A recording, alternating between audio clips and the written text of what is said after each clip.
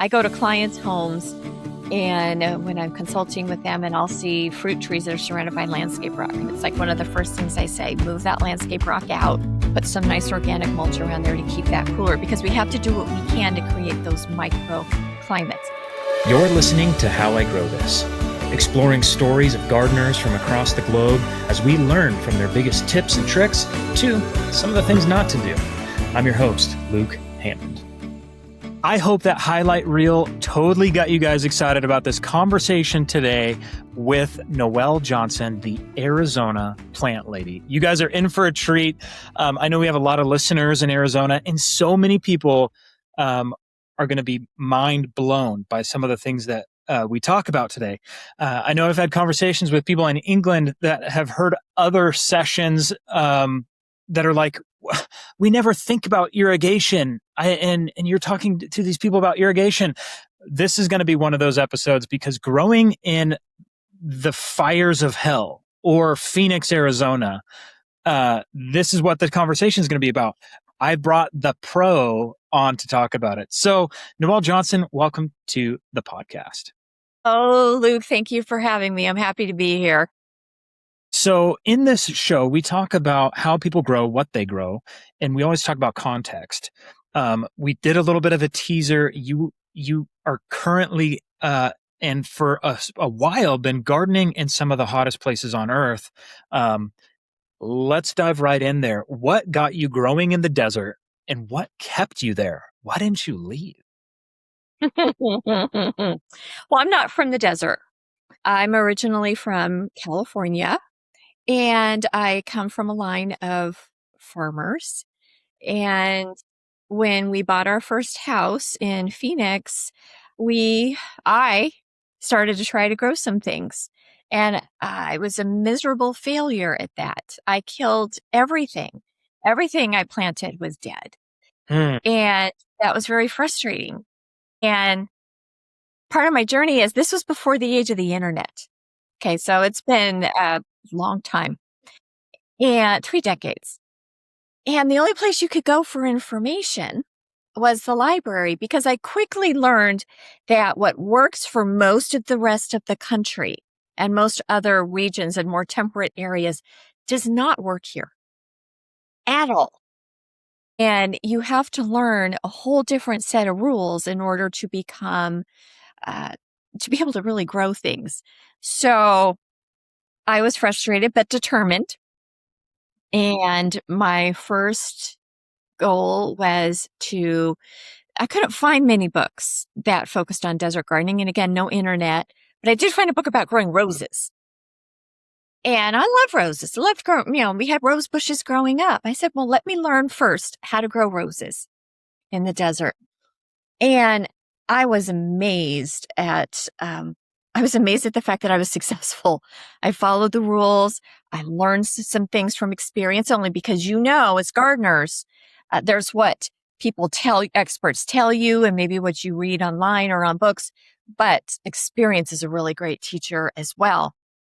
And my roses flourished, and I became known as the rose lady in my neighborhood, and I enjoyed it so much. And I learned after the fact that commercial rose growers grow roses in the outskirts of the Phoenix area, because we have such an arid climate that's really works well for just a lot less foliar diseases and fungal diseases. And we don't have as many bugs, a lot less insects. So there's commercial rose growers that come here, and then, they package up the roses and they sell them throughout the country. So that was my first success.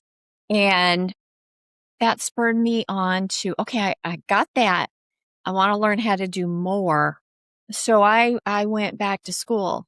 I went back to college, and I got my degree in plant biology with a concentration in urban horticulture. So you're growing roses, and it just, I guess your roots sunk down in growing, and you're like, all right, I loved it. I need more of this. And I imagine you planted quite a few roses to be known as the rose lady. Like, I think somebody who just plants.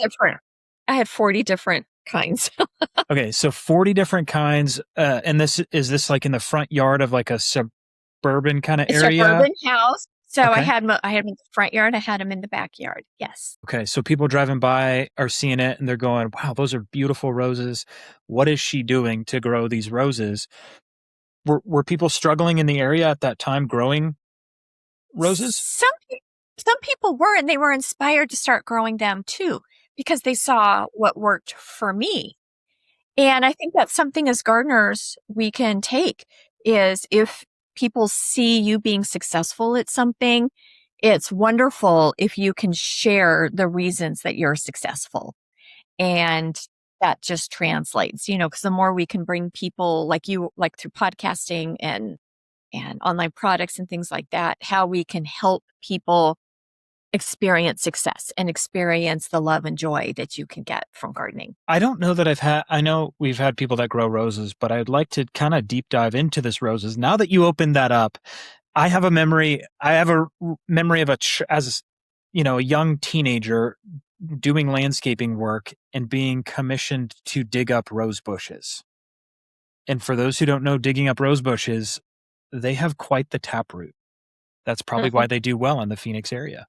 And so I remember digging this massive hole around these rose bushes to try to get the thing out and twist it and do all the stuff to try to pull that thing out. I don't even remember how I actually got it out, but it was quite the challenge. Um, let's talk through the structure of growing roses in the Phoenix area, the timing of when to plant. Are you buying a plant? Are you starting from seed?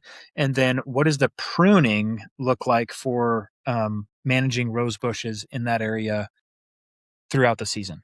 Walk us through that. Sure. So, as I said before, our arid climate and we don't have lots of bugs. So it makes growing roses easier in many respects compared to other parts of the country. But, and there's a big but there, the exposure, the sun exposure where you grow your roses is a big deal. We want to be sure that we're keeping them away from areas with reflected heat. And those are hard surfaces that absorb the sun's rays and they re-radiate it back out at the plant. So you don't want to plant roses next to a sidewalk. You don't want to plant them next to your driveway or up against a wall that gets afternoon sun because that's the hottest sun. So the key is east-facing exposures are absolutely the best.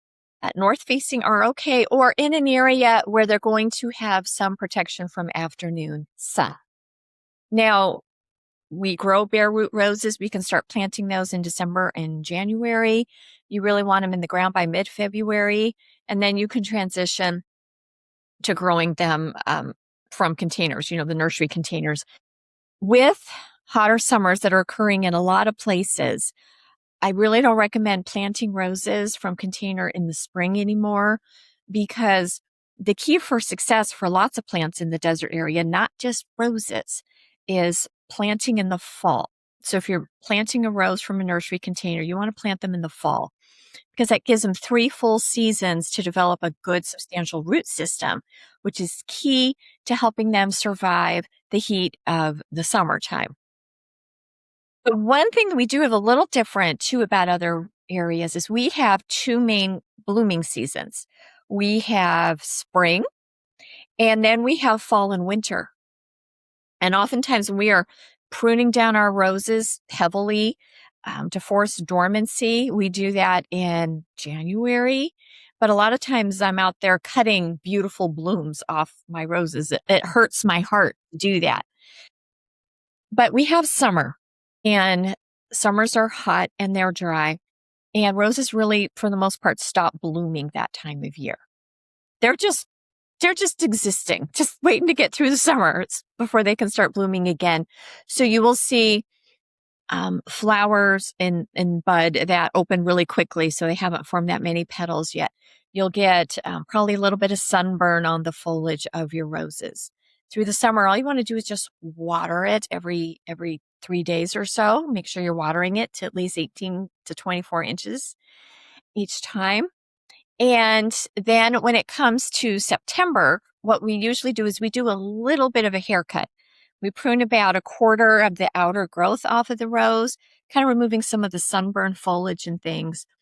And then we fertilize them and we're getting them ready for their second bloom season. Okay. You said 18 to 24 inches. That's not 18 to 24 inches of water. That's trying to make sure that the water penetrates that deep, right? Penetrates. Absolutely. Thank you. Yes. So you want it to penetrate because the deeper that roots grow, the soil is cooler down there in the summer and it retains moisture longer. So you're going to have a healthier plant. Whereas if you just water a little bit each time, the roots stay close to the surface. And when the soil surface heats up in the summer, then those roots are more stressed. People probably don't understand the context of heat. When people say heat, it means different things depending on where you're at. So let's talk about the Phoenix area heat. How hot does it get in the summer, and how long does it stay that temperature throughout the growing season? So I'm going to put this a little bit in context. People may have heard that it's a dry heat, and that does make a big difference. I do a lot of garden travel in the summer. I like to get out of town when it's hot. And I really struggle in places like Minneapolis, Memphis, Tennessee, uh, Grand Rapids, Michigan, these more temperate areas because it's humid. And so it might be in the 80s and humid, and I am struggling. Now, here where I live, easily, I think our average summer temperature, daytime high is like 104. And 104 in dry heat is not as bad as you think, but it feels very much like when you step out of air conditioning, like if you step out of the store in the parking lot or step out of your home, it feels like you opened up the oven. So it's that dry heat that comes out of your oven. You don't have to tell you if you're in a cold place. Sometimes people have their air conditioning super cold and you walk outside for the first few minutes, it feels like a nice warm blanket and like you like it. And then it's hot. So typically the first triple digit hits in May and we see the last one in September. And so it's a long season. We are able to grow fruits and vegetables and flowering plants 12 months out of the year. So when I go visit my daughter in Michigan, she's got a good 6 to 7 months where there's nothing growing. Everything's kind of gray and dark. And here it could be maybe a heat wave of 110. And I'm not going outside in that, but I look outdoors and I have beautiful flowers and I have vegetables that I can harvest and things like that, even in the midst of the summer. What is the hottest you've seen in your time living in Phoenix? 122. 22, because that's the Phoenix I know. Where it's we last summer I was farming in Arizona, and I was a little bit further north, a little higher elevation. The Verde Valley is about 3,600 feet. Phoenix is significantly lower than that. But our July last summer, we averaged through the month of July 107 in that climate, and that was the temperature high average. We were in 110, 112. It was just a really hot year last year. Than normal. Mm-hmm. And our monsoon didn't come. We had no rain. It was ruthless. What do you do? Because you said you can grow nearly everything as what other summer vegetables can do. What are your tips for beating the heat for your summer vegetables? Okay. So you did mention monsoon, so I do want to bring that up. We have in Arizona, for the most part, we have two rainy seasons. We have winter and then we have a summer rainy season. We actually have what people call 5 seasons. We have winter, we have spring, we have dry summer, we have wet summer, and fall. So wet summer usually arrives in July, and we get tropical moisture that comes up. And if we're lucky, we get monsoon rains, which are really torrential rains with a short duration that occur, but it's very welcome. And the Arizona desert is the most diverse desert in the entire world because we have 2 separate rainy seasons. But when it comes to vegetables, to be able to grow vegetables throughout the summer, you have to use shade cloth in most cases. So shade cloth, as many people know, it's a plastic material with lots of little perforated holes in there. And we usually have to cover our vegetable gardens with that to avoid burning a lot of our vegetable plants. So peppers are pretty resilient to the sun. Basil loves it. We can grow herbs really well here because it's a dry climate. So we do have to go ahead and we do have to cover our vegetable gardens. And when it comes to watering, we want to be sure that we are watering early in the morning because that gives the plants the opportunity to absorb water before it gets really hot. If you wait till later in the day to do it, a couple of things can happen. First of all, in the middle of the day, all the plant's resources are devoted to dealing with the heat and the stresses it brings. So if you're watering in the middle of the day, it doesn't really have resources to take up that water efficiently. Second, if you water in the middle of the day and you've got little water drops on your plants, those water drops can serve as a magnifying glass to the sun. So we want to make sure we don't have wet foliage in the afternoon. And watering at night's not always, watering at night here is not as much of a problem as it is in other areas. In other areas, watering at night can foster the development of fungal diseases, but we're pretty dry for the most part. So if you feel you're watering in the morning, and if when the sun goes down at night, if things you think they need a little bit of an extra drink, you can go ahead and do that. But usually once a day is sufficient. Very cool. Have you experienced extreme failure that caused you to rethink or transition how you're growing certain crops? And do you have an example of that? So extreme failure. I've tried to grow pretty much everything. We can't grow rhubarb here. I know that doesn't work. And people who love rhubarb, you're out of luck here. That's not going to work for you. What tends to happen is July and August July's the worst month. It's the hottest. It's difficult. August is barely marginally better, but then you see the light at the end of the tunnel. But what happens around that time is it just gets so hot I stop going outside. I have my vegetable garden on an automatic timer, so I don't have to go out there and water it by hand. But when I'm out there, so I don't go out. I stay in my house. I don't want to go outside.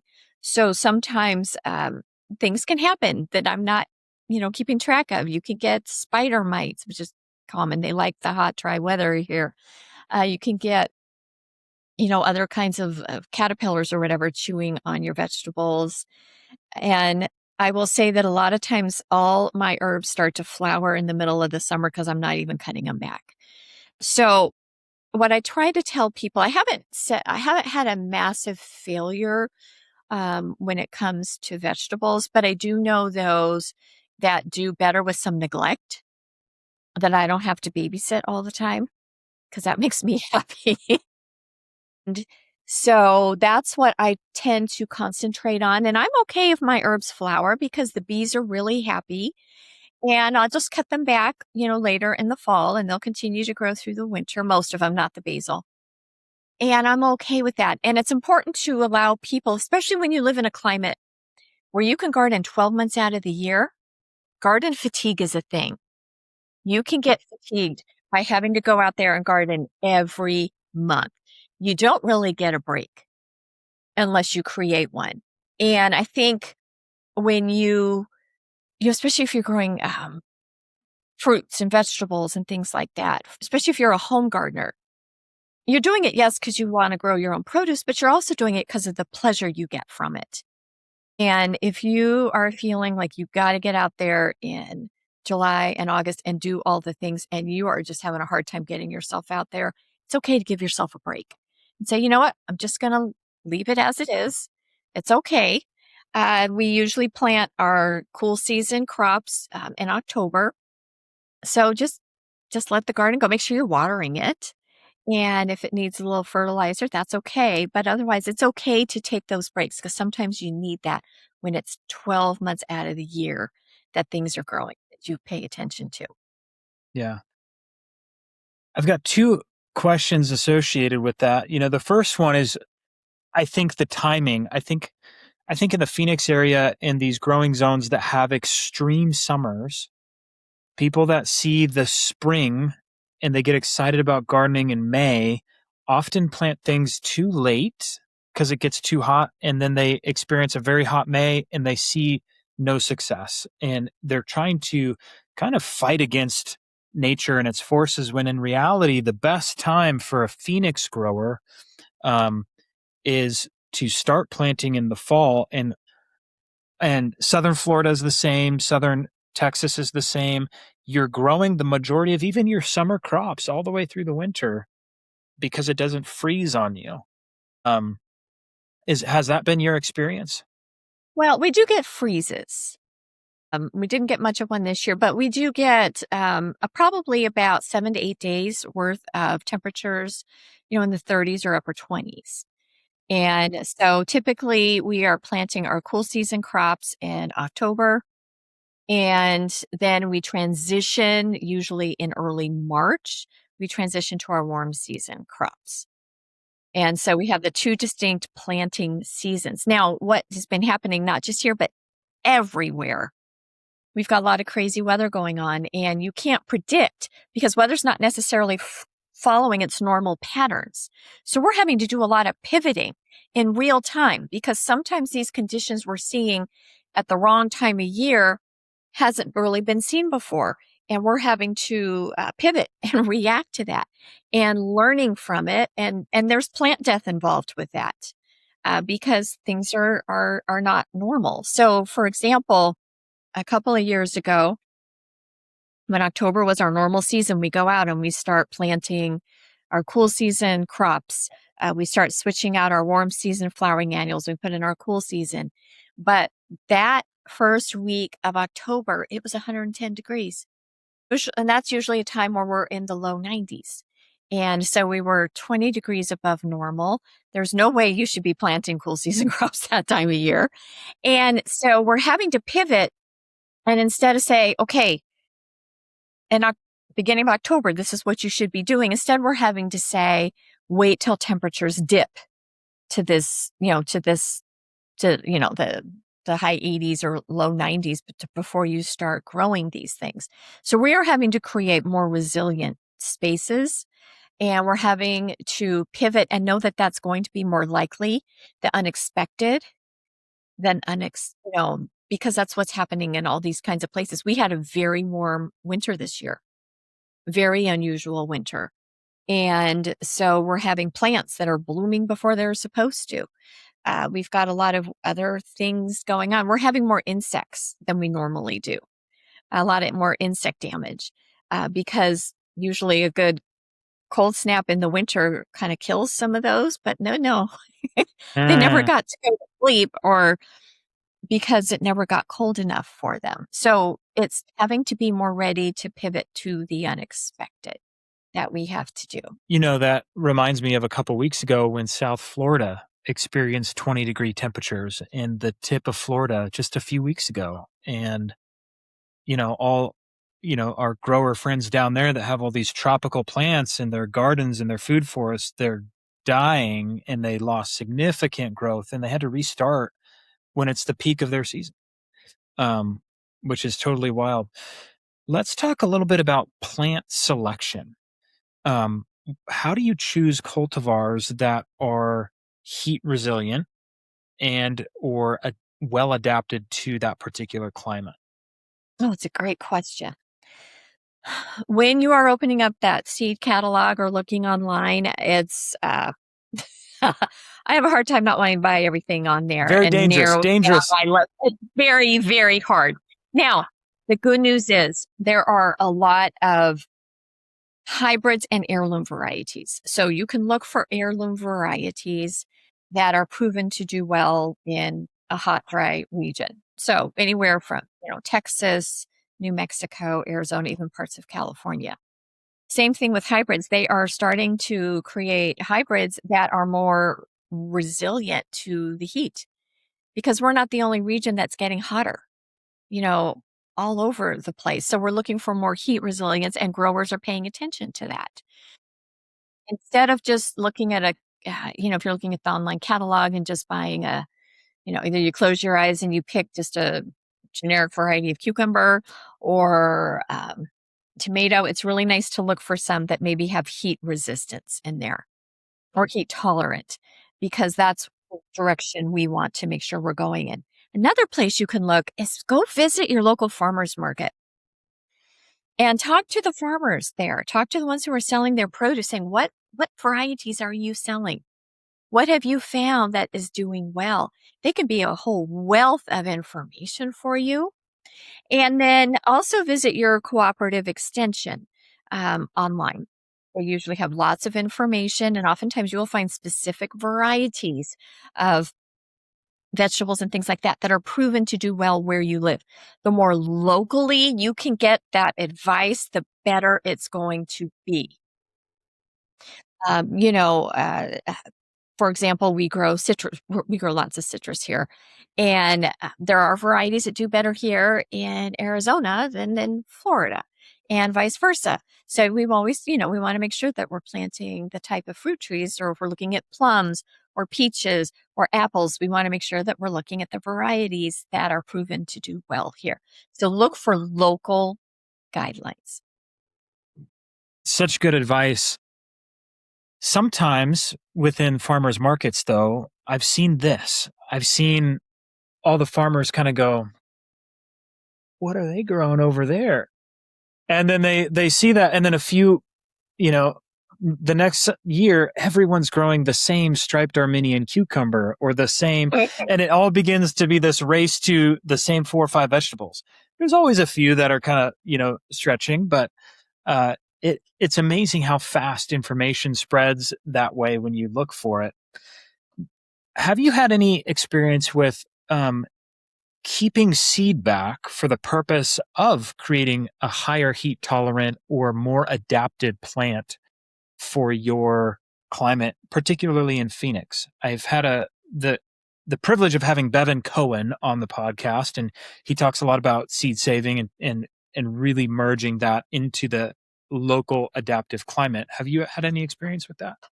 So I have not saved, well, I do save some vegetable seed. I have in the past, but I love that concept, especially if you have a vegetable that's done really well for you. Um, Allow it, grab the seed, learn. There's lots of resources out there to teach you how to do that. And I think that's an excellent way to do it. I do it more personally when it comes to growing flowers. So I collect seed from zinnias, because zinnias are a great heat tolerant flower I grow all summer long. And I have a lot of fun collecting seeds from those. But, it's always a really good idea. Look at the plants that you have. If it's doing really well for you, it's a fun experiment too, and depending on what type of plant it is, you may not get something that's true to the parent plant. But I think it's important to approach gardening with a little bit of the mind of I'm just going to experiment, and I'm not sure what's going to happen. It could be something good, but a lot of times if it's something bad, it's not a wasted experience because you learn from it and you learn something you can carry forward, and nothing tried, you don't gain anything, so you're not going to have those little victories or those little successes if you're too afraid to try some things. Yeah. I want to enter this question mark, since you've lived in the Valley, which is what the Phoenix greater metropolitan area is referred to as the Valley. I want to ask this question. What have you seen over the last 30 years that you've been there in terms of the city expanding and the nighttime temperatures no longer cooling off Yeah, as they're the getting a lot. orchards? Yeah, so what's happening? This concrete jungle continues to grow, and the garden space and that things that cool off the high desert at night aren't there anymore. Phoenix They're used to be not. known for citrus, right? Yeah. And Yeah, and there's not. people still grow citrus in their backyards. Um, but citrus groves, you really have to go to the outskirts of town to still see any. Phoenix is the 5th largest city in the country. Most people don't know that. And its growth is been exponential. It's growing very, very quickly. And the heat island effect follows that. And that's what happens when you have streets and sidewalks and walls, and they absorb the heat and they re-radiate that heat out, and even through the nighttime, so things are not cooling off as much. So we're having warmer temperatures. And so when it comes to that, that's also why it's really important to find heat resilient plants. And if you're growing things like your vegetable gardens and fruit trees, if you're growing them in an area that is surrounded by landscape rock, that's really hot because that absorbs heat and re-radiates it up. And it can be very difficult to grow those in that kind of situation, especially if they're surrounded by block walls, which the majority of homes in the Phoenix area are, they're walled all around with concrete block. So it just makes everything hotter. It's really important when we're looking at placement of these things, especially keeping in mind the heat island effect, that we're doing them in areas where there's afternoon shade available, or an area where you have ground covers that keep a rock from heating up, or having just organic mulch around everything, even between your vegetable beds. That makes it, and around your fruit trees. I go to clients' homes, and when I'm consulting with them, and I'll see fruit trees that are surrounded by landscape rock. And it's like one of the first things I say, move that landscape rock out, put some nice organic mulch around there to keep that cooler, because we have to do what we can to create those microclimates. But what we are seeing from an ornamental standpoint with plants is, with those hotter air temperatures, a lot of cacti and other types of succulents are struggling to survive, because this is a different type of plant than our leafy green plants. Our leafy green plants, such as our vegetables, our fruit, our shrubs and ground covers, they breathe during the day. And they open up their pores and they breathe. Cacti and succulents really do it differently. They open up their pores at night to breathe, and it's a way for them to save water. And when it's really not cooling off at night, a lot of times that interferes with that process. And so the cacti are a type of succulent. I'm just going to say succulent. They keep those little pores closed. And so a lot of them start to suffocate if we have a long string of nights that are really hot. So we're seeing things like saguaro cacti dying, and we're one of the few places that can grow saguaros. We see other types of succulents struggle. Now, the good news is there are some that are doing fine with it, but our plant palette, when it comes to cacti and succulents, has shrunk a bit because of the hotter temperatures. So one of my favorite things to do is and a lot of cities have campaigns going on to increase the shade. So a lot of tree planting campaigns, planting millions of trees, because it's one of the most effective ways we can reduce the heat island effect. And we also want to be adding, if you look at a typical desert landscape, there's lots of space in between individual plants. But if we can incorporate things such as low water use ground covers in your landscape, because most landscapes are covered with landscape rock, that's going to help cool things off nicely, and it's really pretty. Allowing the plants you have, if you have shrubs, don't prune them into a ball, a square, or a cupcake shape. Let them grow big, because they're going to cover up more of that ground. And again, that's going to reduce that heat effect. So we're looking at more concrete ways to increase the shade. I think back to probably 20 years ago, 25 years ago, where landscape rock first started taking off as an ornamental. It was advertised and taught that that's going to help hold in the moisture because of the protection. Has that actually done the opposite effect? No, it actually does hold in moisture. It does serve as a mulch in that sense. It holds in the moisture, and so it does a good job with that, and it does help with, to a point, suppressing weeds. You'll still get weeds, but the other problem that comes along with that, though, is it's rock. It absorbs heat and it re-radiates that out.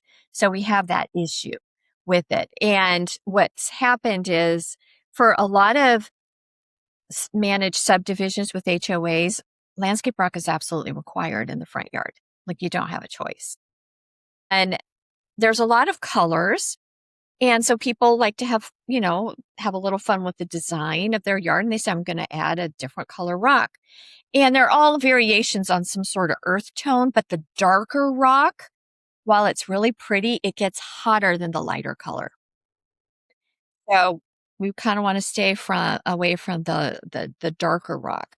One thing you can do, particularly if you have a plant that tends to struggle in the heat, you can just kind of lightly rake back the landscape rock from around it and then just put in some bark mulch around there. And that does not retain heat. It actually will help cool that area around the plant. So you can create little islands of that in your landscape if you have plants that are tolerating the heat. But the number one key thing we need to do is use heat tolerant plants. And those that we have to baby and are not used to our new reality, which is a hotter summer, um, kind of second guess keeping those and get some that are really beautiful and heat tolerant. Do you think there's a possibility that um, I I haven't seen data or any scientific test on this, but is is there a possibility that we're wrong with the effect of the heat gathering by the landscape rock actually drying out soils? It probably keeps more moisture than it being bare Mhm. and open to the soil, but I'm wondering if it has a greater negative effect than it does positive effect for retaining water. Um, It and then I could. It would mean you would need to water more often. uh-huh. And the Southwest is in a really difficult situation because a lot of our water comes from the Colorado River. And the Colorado River is not flowing as it used to. There's not as much water. So there's going to be severe cuts faced by everybody. And so the real impetus right now is to reduce water use. And if you don't have mulch down, your plants are going to dry out faster, which is why, using an organic mulch would be a better alternative then, if possible. Mhm. I know there's a lot of trains of thought, and I don't really have the answers. I'm just a curious guy, and I'm posing questions, right? Posing questions. Yeah. Um, when you don't use water, SRP, that's the Salt River Project for those who don't know, and this is a huge hot button topic for all of Arizona, and the Southwest. And if there's this use it or lose it on all irrigation water rights that people are going to war over. Um, Historically, we've always had this flush mentality where water water cycles move, and if you use it, it disappears and goes away. Where one of the things that I've known just from gardening, and the more I learn about it, is water holding capacity increases as plant root mass increases. And so I think we're caught in this fine line of we're encouraging people to water less, but they're watering less and the root mass of these plants are getting smaller and smaller and smaller as we're watering, and our water holding capacity within these desert landscapes is actually shrinking. And so we're losing it. So what's happening is when we do receive rains, those rains are falling and then distributing across and running across the surface because the saline buildup on the surface of the soil, and that water is now lost because it's not being absorbed and retained. Um, what do you think we could do as a species, as people collaboratively trying to find solutions for rehydrating the desert, um, that is actually good Yeah. potentially? Yeah. So there's several things. I, uh, in my book, The Water Smart Garden, studied a lot of that stuff. Ah, But anyhow, we, especially when we are as educators, because that's what I do, is we educate people to water less frequently, but when they do water, we are wanting them to water deeply. there it And is. that's the key we are putting. I mean, we just drum that in, for trees, we want to water 2 to 3 feet in depth each time. We want to water shrubs and ground covers 18 to 20 inches deep each time. It's that deep water because the soil makes a wonderful repository to store water. It does a really good job of that. And so deep watering, no matter where you live, is a really good idea. Now, we do live in a desert, but the Phoenix area does not have sandy soil. We have clay soil. And so, like you said, if your soil is very dry, when the rain comes down very fast, which it usually does in the summer, it just washes away. So some of the ways we can look at doing things differently and how ancient people used to do is we want to contour the earth. We want to do some passive water harvesting. And that is, look at where the water comes off of your roof. And then you want to create swales and channels and route those around your plants. It's free water. And we can take advantage of the rain and allow that to help our plants. We can also ensure that we are using plants that are native or extremely desert adapted, meaning they are very well, they're meant to handle long periods in between without water. So that means, let's revisit having lawns. Let's revisit using plants that you have to water every couple of days and transition. There's really the plants. People think that plants that can tolerate lower amounts of water are ugly. And yes, there's some really ugly ones. I'll just be honest with you, but there's some amazingly beautiful ones that can do very well. And even if you are someone who loves the lush greens and the color of flowers, there are lots of those that can tolerate that and actually do quite well. But we are in a culture here where there's a lot of misinformation out there about watering. And so the norm is turning on the water for half hour 3 times a week. And they don't change the watering schedule in the winter time. They kind of just keep the same schedule.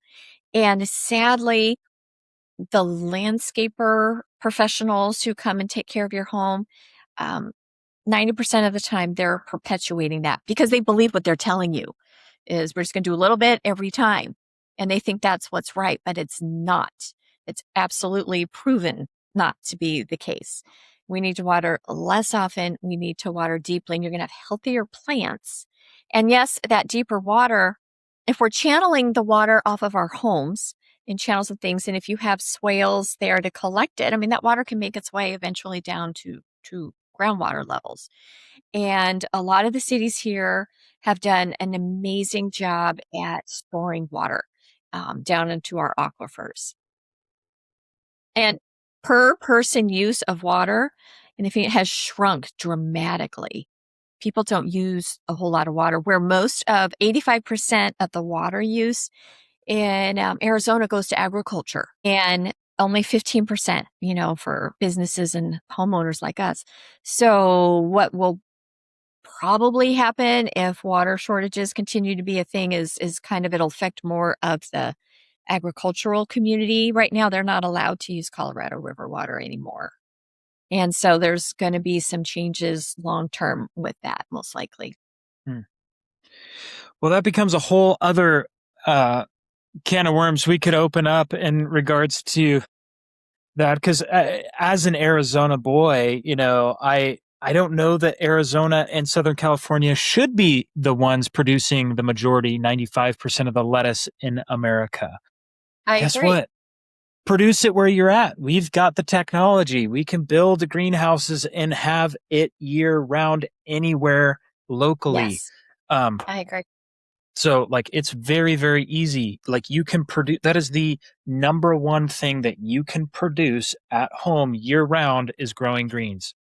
It's easy and it's so rewarding. It's so fun. And you just can even do it in a container. If you don't want to plant it in the ground and you just have some nice container, yes, you can do that. Yeah. Every salad in America should be grown within 1 mile of the home it's consumed in. Mm-hmm. I said I it. agree. Take it to the bank. Sorry if you're a lettuce farmer in southern Arizona. It's going to be a very tough time for them, and change is coming. People are shocked when they hear how much agriculture, you're Arizona, this, but a lot of people are shocked at how much is grown here that is shipped across the country. And you got to rethink, okay, this is a desert and they're relying on the Colorado River. They were, to water a lot of these crops. And, it's just not going to, we don't have this endless tap we can keep turning on to do that. Yeah, and even regarding that, I would argue that we're growing the wrong thing. We're growing the wrong thing. I think that ground does need to be covered. I think that ground should be utilized and keep the healthy biological, lungs of North America growing, but it probably Yes.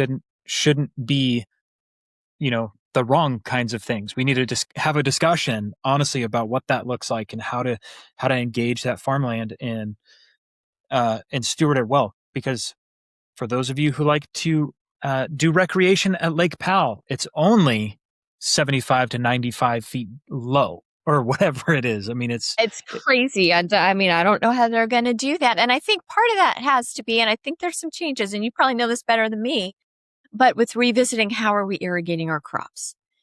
Are we continuing to use sprinklers, flooding, I think, drip irrigation. I know it's expensive to get started with, but it's 90% of the water you releases goes straight to the root zone of the plants. Mhm.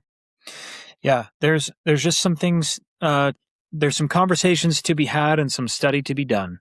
Mhm. You talked about the heat of the rock, and again, I keep coming back to that. I grew up with a rock yard. Many people did. I'm wondering, would a organic mulch do the same effect without creating as much of the heat shield? Would it hold in that moisture, or would it still evaporate out at the same rate as other things? I think it would probably hold in a little bit more to an extent. So with landscape rock comes in different sizes. You can have bigger chunks of rock and smaller. The smaller chunks of rock hold in more moisture than the bigger chunks because there's more cracks and crevices. And typically, when you apply landscape rock, you do it at a 2-inch depth. But over time, erosion and things, the landscape rock thins, so it's not as effective. Same thing, and it takes several years for that to happen. But with organic mulches, I think if it is because it's so finely textured in most cases, I think it would likely do a better job. And also the fact that as it breaks down, it's enriching the soil and allowing more water passage and things like that. So I think that's more effective. It's better for the plants. It doesn't get as hot, but you have to reapply it. You have to be committed to that. And just knowing that's something that's, as it breaks down, you're going to have to continually apply it. And if you let that get thin, you're going to have the same issues with, more evaporation and dried out soil. But yes, it's a much better choice when it comes to heat. But again, as I said, a lot of communities in the Phoenix area are subdivisions ruled by HOAs, and they want that nice rock look. And with the organic mulch, depending on if you are on slopes or in an area that, if we get those torrential rains, it can wash away that organic mulch. So sometimes what we do is we create a very gentle swale ringed with just some larger stone, and we can lay that down in there, and that larger rock can kind of help it from being washed away. But that's one reason landscape rock is popular, because it does, especially if it's decent size, doesn't necessarily wash away when we get those torrential storms. You talked about swells and in managing and stewarding a landscape to retain water. I've seen images of the green belt of Africa where they've taken these horseshoe shaped designs where they're digging a pit and kind of creating a half moon shape and then staggering it to where it almost looks like green scales across a landscape if you were to, fly above it from a bird perspective, so that when those rains come, it holds these little pockets of water. Do you have Yes. conversations about how to landscape the terrain within your book So I for that do. advantage? I think. Are you talking about keyhole gardens? Those were created in Africa, and they were invented in the 90s. And you can grow similar to that. And it does. We're not doing a lot of that here. I know in Australia, it's very popular to do wicking beds, where you have a raised bed and it sits above a reservoir of water, and it just takes up water straight into there. And those are very, very popular there. But when it came time to write my book, nobody was really doing it here. And I had to reach out to a friend in Australia to even get a picture for my book because, we Uh, couldn't do it here. So huh. the average home gardener, one thing we can do, and it's actually an ancient practice that tribes people used to do that you can do in your own garden and is very effective and is very water wise, and that is creating an Oya. And that's spelled Olla. And what it is it's an earthenware container, typically terracotta, and it's buried into the soil next to the plants. That could be your edible garden, it could be ornamental plants, it could be in a container. And you fill the Oya with water, and it has a little removable top, and then you put the top on. And as the soil around dries out, um, moisture leaks out through the sides of the Oya. Now, the beauty of that is the water is never above ground, so there's no evaporation. And so the soil stays nice and evenly moist down there. And it allows you to go a lot longer in between watering. And there's this garden down in Tucson. I think it's called the Mission Garden. And they practice these ancient practices and we're starting to adapt them and incorporate them now in modern times. And so it's a very effective way to water. You can purchase Oyas online or at your nursery, or you can make them.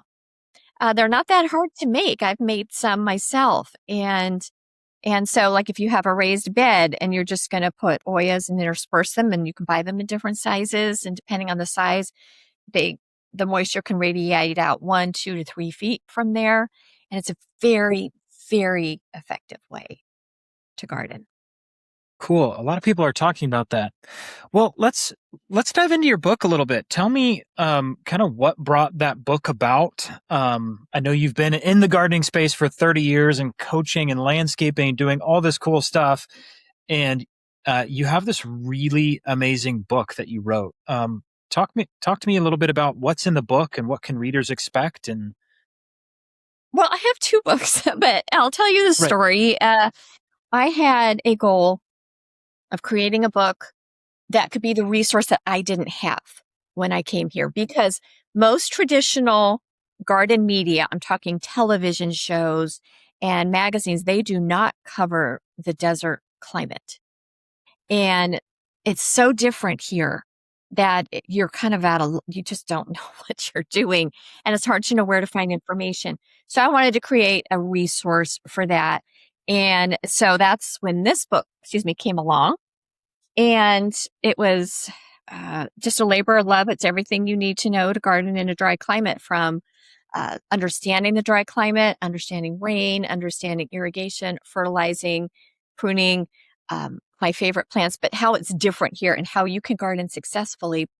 Now, I didn't have the intention of writing a second book, Mm. uh, but my ed publisher, a week after my first book came out, they were really surprised how well it did.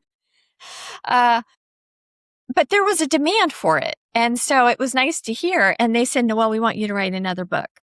And this is what we want you to write. And we want to write about water smart gardening.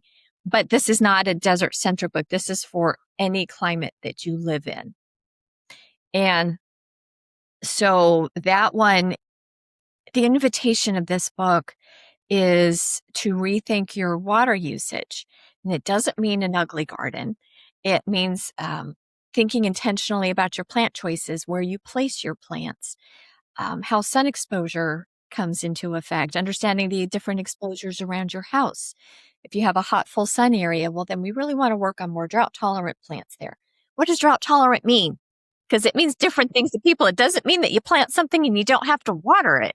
It just, so we kind of go into all those different things. And this is a book. The Water Smart Gardening also covers fruit and vegetables and how to do that successfully, along with ornamentals and active water harvesting. So whether rain barrels or water tanks and cisterns, and how we can contour the landscape, and really fun projects like that. I've got vegetable garden projects, portable drip irrigation you can make. That's easy. And all those trips I tell you that I take it to other places in the summer came in handy, because I needed pictures from other climates. And what was interesting was I was in Minneapolis for a week, and I was shocked at all the water harvesting I saw. There were rain barrels, there were beautiful swales and rain gardens, and all in Minnesota. And so I took lots of pictures, and I got permission from the homeowners to use them. But I was fascinated because Minnesota, most cities in the whole country are over pumping their aquifers. The supply is not keeping up with demand. And so I know Minnesota is struggling with that. So are most other countries, not other countries, excuse me, most other states. And if you go on drought.gov, if you go on there, they have maps of the country, and it updates every week. And you'd be amazed to see drought in some other parts of the country that you would be really surprised. But a lot of that is because of the over pumping of aquifers, because we're using too much and it's not getting replenished as much. That's super fascinating. I hear your friend in the background there. Sorry. Man's best friend. I want to ask you this last question, because I think there's a unique perspective of the desert gardener that that poses this question. What has desert gardening taught you about life in general? It teaches you about the resilience of plants. And when I meet people, when I'm traveling and I meet people, especially garden people like myself, and the question is, where are you from? And I say, I'm from I live in the Phoenix area. And I almost always get this look like, oh, well, it's kind of brown and you grow cactus there, right? And I said, oh no, the desert is full of amazing beauty and flowering plants that flourish with low water and blooms 12 months out of the year. We have the greatest population of different species of hummingbirds in the country. We have lots of beautiful diversity. And I love dispelling the myth of living in the desert. Yes, it gets hot. I mean, yeah, it gets crazy hot. I'll tell you that. But I will tell you that I can have beautiful vegetables growing in my garden in the middle of December, when I know my friends in the Midwest have nothing growing outside. And I have beauty everywhere you look. And it's the importance of choosing the right plant that comes from a hot, dry region, and the beauty that is held within. And I feel extremely fortunate. I've lived here 40 years now, and I wouldn't change it. It reminds me of the old analogy of, what's the difference between a hummingbird and a vulture? And it's what they're looking for. Yeah. And if you're looking for death everywhere, you're probably going to find it. And if you're looking for flowers and blooms and the goodness everywhere, I'm sure it works for a lot of different things. I don't know what it is, the honeybee and the something, but you look for what you're looking for. You find what you're looking for. That's it. You do. And you have found beauty and grown a garden in the desert, and your life's work has been that. And I just want to say thank you. Thank you for committing to that mission and that passion and that curiosity, and for doing so much to help so many gardeners grow where they would have failed otherwise. And thank you for your great work. Where do people find you? Where do they find your work? And you can find me on azplantlady.com. Everything's there. You can find my socials on there, and I offer online classes, so you'll find information there as well. And you can buy my books on Amazon or wherever you buy books.